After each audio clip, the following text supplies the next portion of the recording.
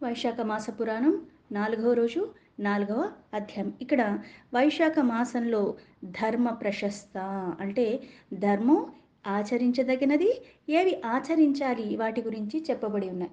ఎప్పుడైతే నారద మహర్షి అంబరీష మహారాజుకి దానాల గురించి చెప్పి ఏ దానం చేస్తే ఏ ఫలితం వస్తుంది ఇవన్నీ వివరించిన తర్వాత, పైగా ఆ దానాలు చెయ్యకపోతే కూడా ఎటువంటి పాపాలు మూట కట్టుకుంటారో చెప్పిన తర్వాత అంబరీష మహారాజు మళ్ళీ నారద మహర్షిని ఇట్లా అడుగుతున్నారు.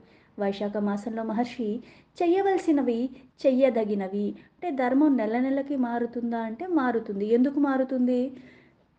సత్యమే ఏ ధర్మమైనా సరే ఏ మాసంలో అయినా ఏ రోజైనా ఎల్లవేళలా ఒకేలాగా ఉండాలి. కానీ ఎండాకాలంలో ఏదైతే ఆహార పదార్థాల్లో మార్పులు వస్తాయి, మనం ఏదైతే ధరిస్తున్నామో అందులో కూడా, అలాగే చలికాలంలో కొన్ని రకాల ఆహారాలు తింటూ ఉంటాం శరీరానికి వేడి పెంచేలాగా, ఎండాకాలంలో శరీరానికి చలవ చేసేలాగా.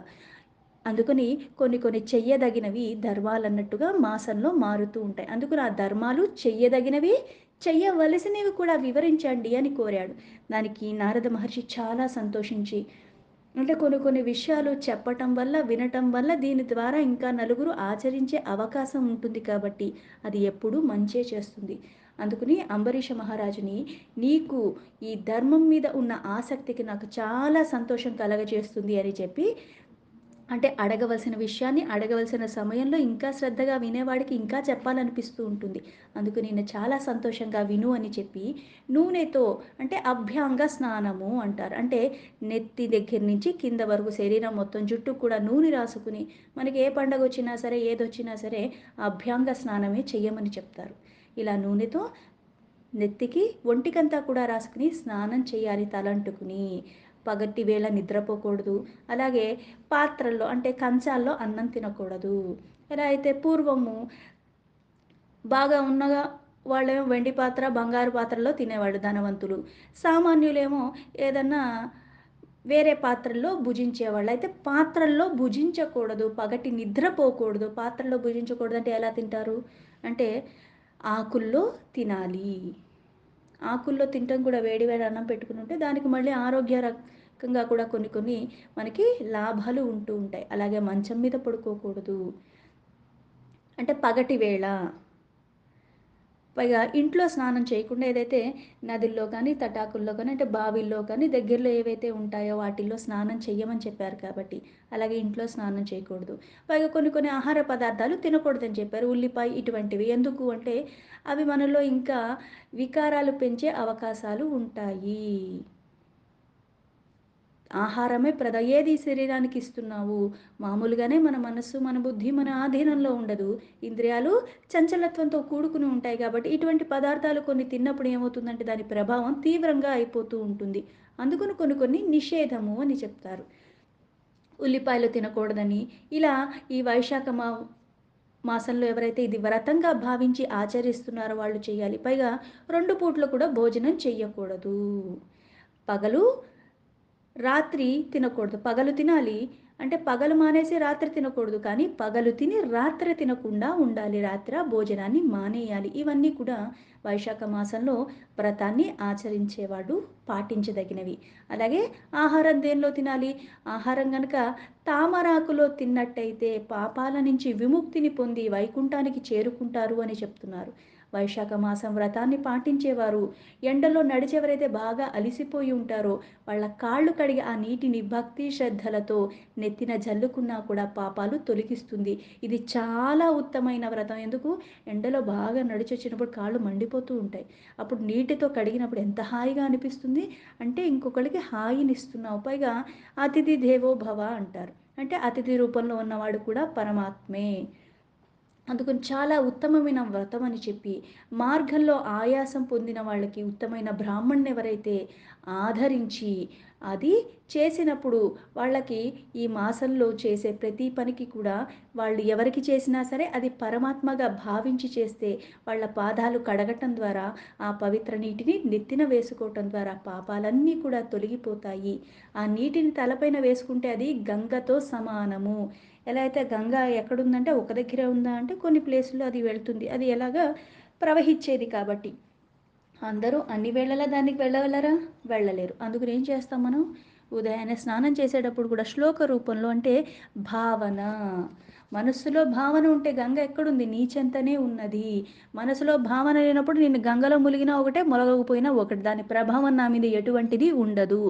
మనస్సు ఎప్పుడైతే స్వచ్ఛంగా ఉంటుందో, వికారాలు లేకుండా నువ్వు ఉన్నప్పుడు మానసికంగా గంగను స్మరించినంత మాత్రమే నీ ఇంటిలో ఏదైతే నీటితో స్నానం చేస్తున్నావో స్మరించి ఒక్కసారిగా ఆ శ్లోకాన్ని చదువుకుని నువ్వు చేసినా సరే అది గంగతో సమానమే భావన.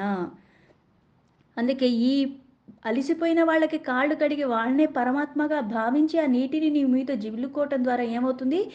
గంగా ఇటువంటి పుణ్యతీర్థాల్లో నువ్వు స్నానం చేస్తే ఎంత పుణ్యం వస్తుందో అంత పుణ్యం నీకు సిద్ధిస్తుంది అని చెప్తున్నారు. అందుకే పరమాత్మకి ప్రీతికరమైన ఈ వైశాఖ మాసంలో నదుల్లో, తటాకుల్లో స్నానం చెయ్యకుండా ఎవరైతే ఇలా తామరాకుల్లో కూడా ఆహారం తినకుండా ఉంటారో, అలాగే పరమాత్మకి పూజ చేయకుండా, ఇక్కడ పరమాత్మకి పూజ అంటే ఎలా అయితే బాటసారిని కూడా పరమాత్మగా భావించమని, ఏ జీవినైనా సరే పరమాత్మగా భావించమని అంటే ఇంకోళ్ళని ఆదరించటం నేర్చుకో. పూజ గదిలో కూర్చొని గంటలు గంటలు పూజ చేసేసి బయటకొచ్చి ఇంకోళ్ళని దూషించావు, ఇంకొకళ్ళని మళ్ళీ తక్కువగా భావించి లేకపోతే వాళ్ళకేదో హాని కలిగించేలాగా ఒక మాటని బాధ కలిగించేలాగా మాట్లాడావంటే మళ్ళీ ఆ పూజంతా గంగపాలైపోయినట్టే, బూడిద పాలైపోయినట్టే, గంగపాలు కూడా కాదు. అందుకని భావన కొద్దీ నువ్వు పూజ చేయకపోయినా పర్వాలేదు. ప్రతిదాని యందు కూడా ఇటువంటి భావనతో నువ్వు ఉండగలిగితే అది మళ్ళీ పూజతో సమానమే. ఇక్కడ అది. అంతేగాని పూజ చెయ్యి అంటే గంటలు గంటలు పొద్దున్నే లేసి పూజ చేసి తర్వాత మళ్ళీ మన వ్యవహారం ఏదైతే మిగిలిన సమయం ఉంటుందో, ఇలా ధర్మపరంగా లేనప్పుడు ఆ పూజకి ఒక అర్థం పర్థం లేకుండా అయిపోతుంది. అలాగే ఈ కాలంలో ఎవరైనా ఏ ప్రాణినైనా సరే మనం ఇట్లాంటి చేయదగిన దానాలు చేయకుండా ఈ మాసంలో ఆచరించాల్సిన విధి విధానాలు ఆచరించకుండా ఉంటే గాడిద కడుపున పుడతారు అంటారు. అంటే చ అది గాడిద ఏం చేస్తుంది అంటే బరువులు మోస్తుంది. దానికి ఇంకా జీవితంలో ఇంకో ప్రయోజనం అంటే ఏ జీవిగా జంతువుగా పుట్టినప్పుడు ఏమవుతుందంటే పరమార్థంగా జ్ఞానంతో కొన్ని కొన్ని కర్మలు చేసి మనం ఉన్నతి వైపు వెళ్ళే ఆస్కారం లేదు. అందుకని అందులో కూడా హీనమైన ప్రాణి ఏంటంటే గాడిద కడుపున పుడతావు అని. ఇలా అంటే ఒక్క జన్మే కాకుండా అంటే ఇటువంటి ఒక్క మాసంలో నువ్వు చేయలేదంటేనే తర్వాత జన్మలో మళ్ళీ గాడిద, మళ్ళీ దాని తర్వాత జన్మలో కంచర గాడిదలా జన్మిస్తావు అని చెప్తున్నారు. అంటే ఇటువంటి భయాలకైనా సరే చెయ్యటానికి ఇష్టపూర్వకంగా అందరూ సిద్ధపడతారు. ఆరోగ్యం ఉండి కూడా మంచి శరీరం కలిగి ఉండి అంటే ఆరోగ్యం లేని వాళ్ళు శరీరం అంతలాగా వాళ్ళకి సహకరించినప్పుడు వాళ్ళ ఇళ్లలో చేయొచ్చు, తప్పులేదు. ఒక వయసు పైబడిన వాళ్ళు వెళ్ళలేరు. వీళ్ళు వెళ్ళాలన్నా ఇంకా ఎవరో సహాయం చేయాలి. అందరిని ఇబ్బంది పెడతాం ఏంటి అనుకుంటే అటువంటి వాళ్ళు వదిలేశారు. ఏదైనా సరే ఈ ధర్మంలో చెప్పబడింది ఏంటంటే శక్తి కొలది చెయ్యమన్నారు. నీకు శక్తి లేనప్పుడు నీకది సహకరించినప్పుడు నువ్వు దాన్ని చెయ్యొచ్చు అని కూడా చెప్పలేదు. నీకు ఎంత శక్తి ఉందో అంతే చెయ్యి. నీకు శక్తి లేనిది మళ్ళీ అప్పు చేసి ఎక్కడా చేయమని చెప్పలేదు. అది మళ్ళీ అధర్మం కాదు. నీకు ఎంతుందో అంతే తృప్తిగా చెయ్యాలి. కానీ శరీరం చక్కగా ఉండి, ఆరోగ్యం ఉండి కూడా, స్వస్థత ఉండి కూడా ఇంటిలోనే స్నానం చేసేవాడికి చాలా నీచ జన్మలు పొందుతారు. వైశాఖ మానంలో ఈ మాసంలో బాహ్యంగా బయట నదుల్లో, లేకపోతే చెరువుల్లో, లేకపోతే బావుల్లో ఇలా చెయ్యాలి. అలా చెయ్యకపోతే 100 సార్లు కుక్క జన్మ లభిస్తుంది అని చెప్తున్నారు. అంటే ఏదైనా సరే ఒక జంతు జన్మ తీసుకున్నామంటే ఒక పక్షిలాగా పుట్టినా, ఇంకోలాగా పుట్టినా మనుష్య జన్మ ఏదైతే జ్ఞానాన్ని ఆధారం చేసుకుని నువ్వు ఉద్ధరించబడి ఇంకో నలుగురిని ఉద్ధరించేలాగా అది మనకి సహకరిస్తుంది. కానీ అవేవి కూడా జంతు జన్మలో జరగవు. స్నానాదులు లేక వైశాఖ మాసంలో గడిపిన వాళ్ళు పిశాచాలుగా పుడతారు. వైశాఖ మాసాన్ని వ్రతాన్ని ఆచరించేటప్పుడు మనకి పిశాచత్వం పోతుంది. అంటే ఆ పిశాచిలా అయ్యాక కూడా వైశాఖ మాస వ్రతాన్ని ఆచరించినప్పుడు అది మళ్ళీ తొలగిపోతుంది. ఆచరించకపోతే వస్తుంది. ఆచరిస్తే మళ్ళీ తొలగిపోతూ ఉంటుంది. వైశాఖ మాసంలో పిసినారిగా ఉండి నీటిని, అన్నాన్ని దానం చెయ్యని వాళ్ళకి పాప దుఃఖాలు ఎట్లా పోగొట్టుకుంటారు అంటే అది పోగొట్టుకోవటానికి ఎటువంటి ఆస్కారము లేదు. శ్రీ మహావిష్ణువు అంటే పరమాత్మను ధ్యానించి నదీ స్నానము ఆచరించిన వాళ్ళకి 3 జన్మల్లో ఏవైతే నేను పాపాలు చేసి ఉన్నానో ఆ పాపాలన్నీ కూడా తొలగిపోతాయి. పొద్దున్నే సూర్యోదయానికి ముందే లేచి సముద్రంలో స్నానం ఆచరించే వాళ్ళకు కూడా 7 జన్మల్లో చేసిన పాపాలన్నీ కూడా నశించిపోతాయి అని చెప్తున్నారు. జాహ్నవి, వృద్ధగంగ, కాళింది, సరస్వతి ఇవైతే 7 నదులున్నాయో కావేరి, నర్మద ఇలా కృష్ణవేణి, ఈ గంగా నది 7 విధాలుగా ప్రవహించే ఈ సప్తగంగలుగా ఇవన్నీ కూడా ప్రసిద్ధి చెందిన నీళ్లు. ఇటువంటి వాటిలో ఈ సప్తగంగల్లో పొద్దున్నే ఎవరైతే స్నానం చేస్తున్నారో వైశాఖ మాసంలో కోటి జన్మల్లో చేసిన పాపాలు కూడా తొలగిపోతాయి. దేవతలచో చెయ్యబడిన ఈ సముద్రాల్లో స్నానము వైశాఖ మాసంలో ప్రాతకాలంలో పొద్దున్నే ఎవరైతే చేస్తున్నారో వాళ్ళ పాపాలన్నీ కూడా నశించిపోతాయి. పుణ్యప్రాప్తి కలుగుతుంది. అలాగే గోవు పాదమంతా ప్రాణమును కల లోతు లేకున్నా అంటే నీళ్లు లోతు ఎక్కువ లేకపోయినా అంటే నువ్వు నదుల్లోనూ అక్కడ చెయ్యలే అంత లేదు. అవి చాలా దూరంగా ఉన్నాయి. అయితే కొంచెం ఆ గోవు యొక్క పాదాలు ఎంతైతే ఉన్నాయో అంత మాత్రంలో ఉన్న నీళ్లున్నా సరే, బయట తక్కువ నీళ్లున్నా సరే, అది గంగా సర్వతీర్థాల్లో వసిస్తున్న ఈ విషయాన్ని గమనించి భక్తి శ్రద్ధలతో అక్కడ స్నానం చెయ్యాలి. రసద్రవ్యాల్లో క్షీరం ఉత్తమము అంటారు. అలాగే క్షీరం కంటే పెరుగు ఉత్తమము. అలాగే పెరుగు కంటే నెయ్యి ఉత్తమము. నెలల్లో కార్తీక మాసం ఉత్తమము. కార్తీకం కంటే మాఘమాసం, మాఘమాసం కంటే వైశాఖ మాసము. ఇలాంటి వైశాఖ మాసంలో పుణ్యకరమైన వ్రతంగా దానాలు ఎన్ని చేసినా అవి ఏమవుతాయి వటవృక్షంలాగా మరింతగా పెరుగుతూ ఉంటాయంటే వేసేటప్పుడు చిన్న విత్తనమే వేస్తావు కానీ అది ఎంత అవుతుంది ఎదిగే కొద్దీ ఏమవుతుందంటే చాలామందికి నీడ ఇచ్చేది ఔషధ గుణాలతో కూడుకున్న వటవృక్షము అంతలాగా అవుతూ ఉంటుంది. అంటే ఇటువంటి వ్రతాలను ఆచరిస్తే దానాలు చేయటం వల్ల కూడా ఏమవుతుంది అవి నీకు వృద్ధిలోకి తీసుకెళ్లేలాగా నీకు పాపాలను తొలగిస్తూ ఉంటాయి. పుణ్యప్రదమైన కర్మలు చేయటానికి నువ్వు చేస్తూ ఇంకో నలుగురికి కూడా చేయించేలాగా అవుతూ ఉంటాయి. అందుకని ఇటువంటి పవిత్ర మాసంలో ధనవంతుడే అంటే డబ్బులున్నాయి, డబ్బులు లేవు, ఎవరికైనా సరే శక్తి కొలది నీకు ఎంతుంటే అంతే చేయాలి. కానీ అందరూ ఇదే చేయాలని ఎక్కడా చెప్పబడి లేదు. అందుకని డబ్బున్నవాళ్ళు డబ్బున్నంత, లేని వాళ్ళు యథాశక్తి ఆ వ్రతాన్ని ఆచరించి బ్రాహ్మణులకు యోగ్యతను బట్టి యథాశక్తిగా దానం ఇవ్వాలి. ఏదైతే కందమూల ఫలాలు, పళ్ళు, లేకపోతే వేళ్ళు, కూరగాయలు, ఉప్పు, బెల్లం ఏదైతే రోజు తినడానికి ఆహారం, బంగారాన్ని వెండిని ఇమ్మని చెప్పలేదు ఎక్కడా కూడా. తినే ఆహారం ఏది ఉంటే అది అన్నీ ఇవ్వక్కర్లే, ఏదో ఒకటి నీ శక్తి కొలది నువ్వు తృప్తిగా నువ్వు బాధపడకుండా అవి నువ్వు ఇచ్చి ఆకుకూరలు, నీళ్లు, మజ్జిగ మొదలైనవి ఇచ్చి ఆ పుణ్యము అనంతము. బ్రహ్మణుకి దేవతగా భావించి దేవుళ్ళగా భావించి వారికి ఈ మాసంలో ఈ దానాలన్నీ ఇస్తే ఎంత ఫలితం వస్తుందో అలా చెయ్యని వాళ్ళు కూడా వాడు ఇంకా ఇంకా దరిద్రుడైపోతూ ఉంటాడు. అంటే సంపద రూపంలో అంటే డబ్బే కాదు, ఏదైతే మాట్లాడగలుగుతున్నానో, వినగలుగుతున్నాను, చూడగలుగుతున్నాను, ఇవన్నీ కూడా సంపదలే మనకి. కానీ దీనన్నీ కూడా నువ్వు సద్వినియోగం చేసుకోవాలంటే దీని ద్వారా మాటల ద్వారా కూడా ఇంకొకరికి చేయూత ఇచ్చేలాగా వాళ్ళలో ఆ ఉత్సాహాన్ని పెంచి మంచి కర్మలు చేసేలాగా మాట్లాడాలి. ఇంకొకడు ఎవడన్నా బాధ చెబుతుంటే ఆ బాధను వింటే కూడా వాడికి తొలిగేదేం లేదు, వాడికి నిజంగా ఆ కష్టం ఎక్కడికి పోదు. కానీ చెప్పుకోవాలని ఏదైతే ఆతృతతో ఉన్నాడో వినగలగటం నేర్చుకోవాలి. పనికిరాని ముచ్చట్లు పెట్టుకునేదానికన్నా ఇట్లా వాళ్ళ బాధను తొలగించలేని కనీసం వాళ్ళకి ఆసరాగా పర్వాలేదు, ఏదున్నా పర్వాలేదు, మంచే జరుగుతుందని ఒక మాట నువ్వు చెప్పగలగటం నేర్చుకోవాలి. ఇలా ఆచరించిన వాళ్ళకి దరిద్రుడవుతున్నాడు. దరిద్రుడవటం చేత పాపాలను ఆచరిస్తూనే ఇంకా ఉంటాడు కాబట్టి నరకాన్నే పొందుతాడు. అందుకని యథాశక్తి ఏదుంటే అది తృప్తిగా దానం చేయటం ఎవరికైనా సరే అది తప్పనిసరిగా ఆచరించదగినది. అందుకని తెలివి ఉన్నవారు, సుఖాలు కోరుకున్న వాళ్ళు కూడా దానాలు చేయాలంటే ఇది చేస్తే ఇంత ఫలితం వస్తుందని తెలిసినప్పుడు ఆ ఫలితం కోసమైనా సరే తెలివైన వాడు ఏం చేస్తాడు, నరక బాధలు నాకు దుఃఖాలు తొలగిపోవాలి అంటే ఇష్టం ఉన్నా లేకపోయినా ఈ దానాలు చేయటానికి వాడు తెలివి ఉంది కాబట్టి వాడు సుఖాలు కోరుకుంటున్నాడు, ఇంకా ఉన్నతంగా బతకాలని అనుకుంటున్నాడు కాబట్టి ఇవన్నీ చెయ్యాలి. ఇంటిలో ఇలా పైకప్పు లేని వాళ్ళకి పైకప్పు వేసేలాగా ఎండాకాలం ఇంకా ఎండగా ఉంటుంది కాబట్టి ఎవరికైతే పాత ఇల్లులు అక్కడ మనకు ఉన్నవి వాళ్ళకి రూఫులు లేకపోయినప్పుడు అవి పెంకులు కూడా పోతూ ఉంటాయి. అటువంటి వాళ్ళకి అవి వేయించటం, అలాగే ఆధారం లేని వాళ్ళకి ఆధారం కల్పించటం, ఇవన్నీ ఈ మాసంలో వ్రతాలను ఆచరించే వాళ్ళకి ఆచరిస్తే పుణ్యం వస్తుంది, ఆచరించకపోతే ఇంకా జీవితమే వ్యర్థమైపోతూ ఉంటుంది. అన్ని మాసాల వ్రతాల కంటే వైశాఖ మాస వ్రతము చాలా ఉత్తమం. వడదెబ్బతోనే చాలామంది పోతూ ఉంటారు. అందుకని వాళ్ళకి నీడ ఉండేలాగా, దాహం తీరేలాగా, ఇటువంటి భోజనాన్ని కల్పించేలాగా చెప్పులు వేసుకోవటానికి గొడుగు, ఇట్లాంటి వస్త్రాలు, ఇటువంటి చిన్న చిన్నవి పడుకోవటానికి ఒక చాప ఇటువంటి ఇవ్వగలిగితే మనకి మంచిది, వాళ్ళకు కూడా కాస్త ఆసరాగా ఉంటుందన్న భావంతోనే ఇక్కడ చెప్పబడి ఉన్నది. స్త్రీ సౌందర్యవతి అయిన గుణవంతురాలైన భర్త ఉన్న భర్తను ప్రేమించేది, అలాగే భర్త తన్ను కూడా ప్రేమించేవాడైతే ఈ వైశాఖ వ్రతాన్ని ఆచరిస్తే ఎన్నో లాభాలు.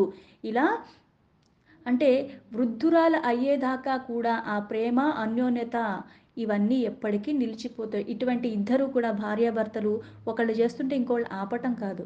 ఇద్దరూ కూడా కలిసి ఆచరిస్తూ ఉండి ధన్యతను పొందాలి. సర్వ శుభ లాభాలను పొందుతారు. అలాగే యువతలు కూడా వృద్ధురాలయ్యాక కూడా చేయాలి.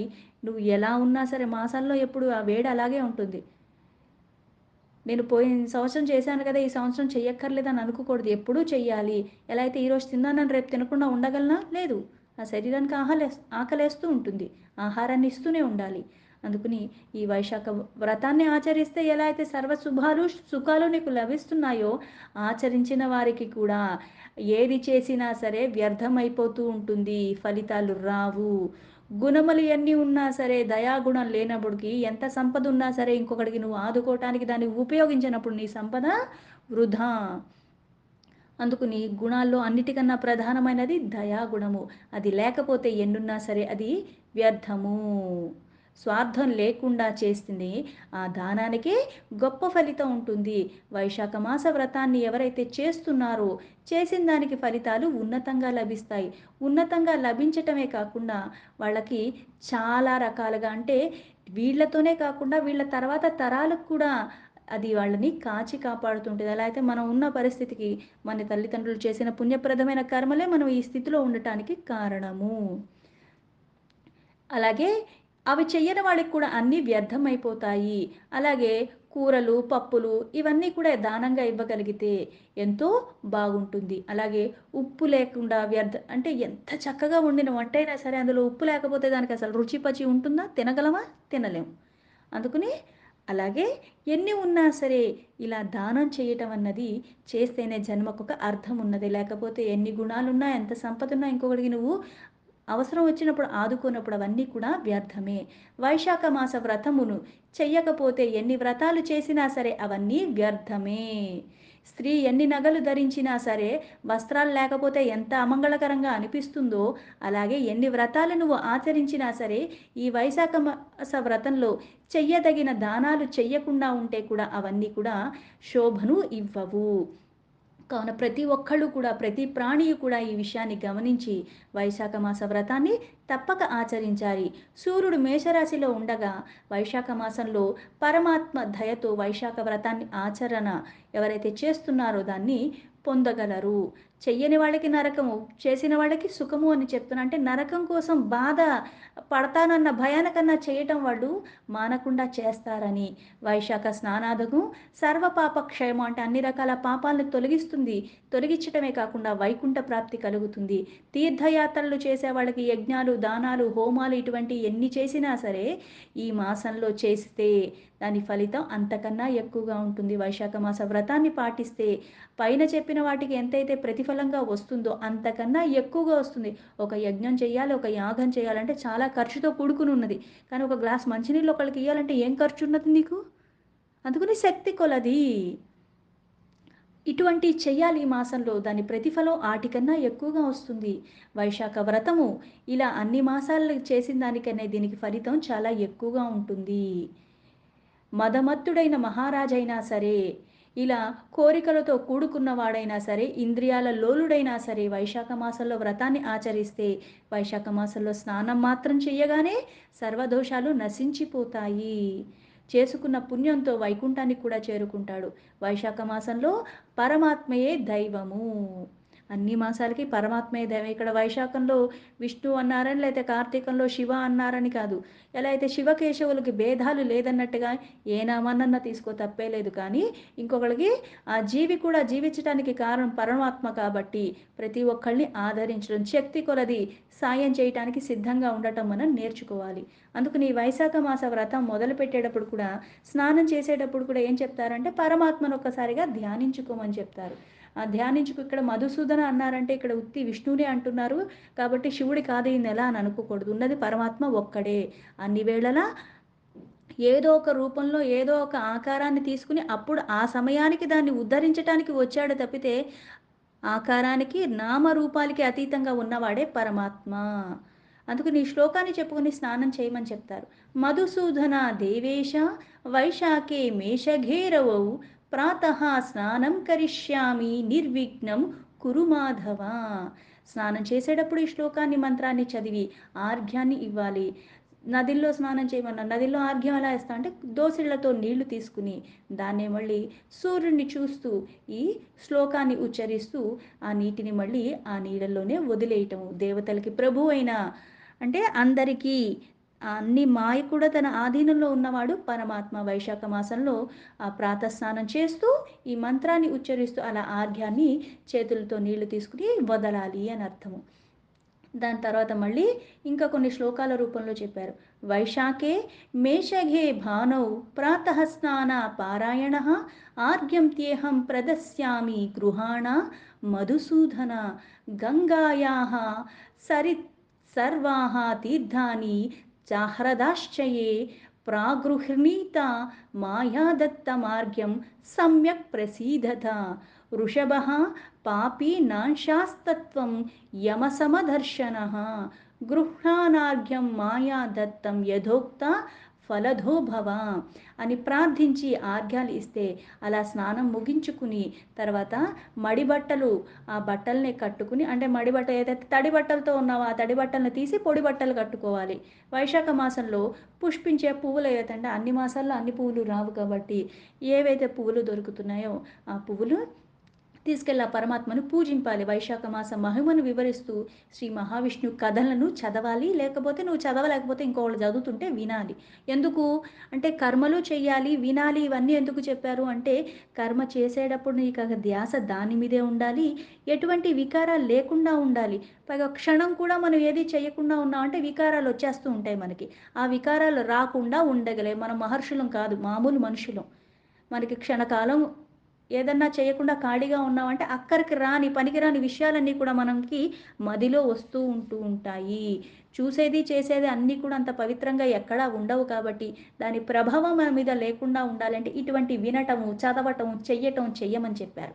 ఇట్లా చేస్తే ఏ ముందు జన్మల్లో చేసిన పాపాలన్నీ కూడా నశించిపోతాయి, ముక్తి లభిస్తుంది. ఇట్లా చెయ్యకపోతే మళ్ళీ మళ్ళీ భూలోకంలో పుడుతూనే స్వర్గలోక వాసులైనా సరే పాతాళలోక వాసులైనా సరే ఎవరికైనా సరే కష్టము కలగకుండా ఉండాలంటే ఇది ఆచరించాలి. లేకపోతే ఎవరికైనా కష్టం తప్పదు.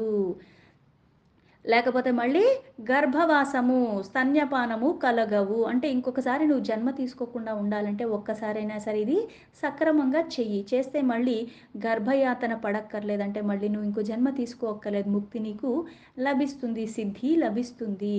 వైశాఖంలో పాత్రలో భోజించకుండా ఆకుల్లో తినాలి.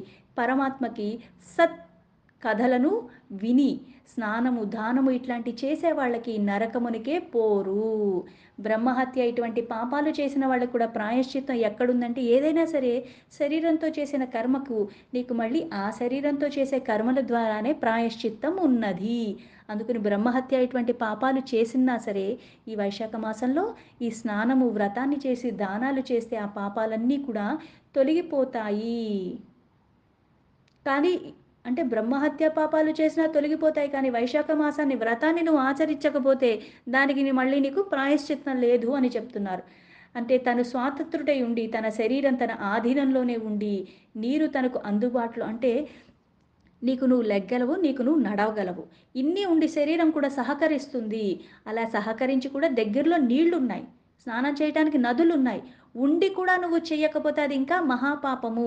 అలా ఉండి కూడా స్నానం చెయ్యకుండా నాలుక తన ఆధీనంలో ఉండి అంటే నువ్వు ఉచ్చరించడానికి మాటలు వస్తున్నాయి, నీకు శరీరం సహకరిస్తుంది. అలా ఉండి కూడా పరమాత్మ నామాన్ని నువ్వు స్మరించలేకుండా ఉన్నావు అంటే అటువంటి నీచ మానవుడు జీవించి ఉన్న శవంతో సమానం. అంటే నీ జీవితం ఎప్పుడైనా సరే నలుగురికి ఉపయోగపడే ఒక మంచి మాట మాట్లాడగలగట, ఒక మంచి పని చేయగలట. ఆ రెండు నువ్వు చేయనప్పుడు శవానికి నీకు పెద్ద తేడా లేదు. అది అక్కడి నుంచి లగదు, నువ్వు అలాగే ఉన్నావు అన్న భావనతో.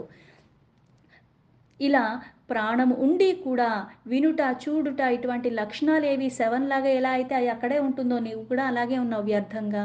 వైశాఖ మాసంలో పరమాత్మను సేవించకుండా అంటే పరమాత్మ ఎవరిక్కడ? పూజలు చేయమని చెప్పట్లేదు. పరమాత్మ బాటసారి రూపంలో ఉన్నాడు. ప్రతి జీవి రూపంలో ఉన్నాడు. వాళ్ళకి నీళ్ళివ్వగలగటం, పాదరక్షకులు, చెప్పులివ్వటం, గొడుగివ్వటం ఇవన్నీ నువ్వు చేసి పరమాత్మకి చేస్తున్నానన్న భావనతో చెయ్యాలి. చెయ్యకపోతే మళ్ళీ అట్లా నువ్వు సేవ చేయకపోతే పంది జన్మ ఎత్తుతావని చెప్తున్నారు.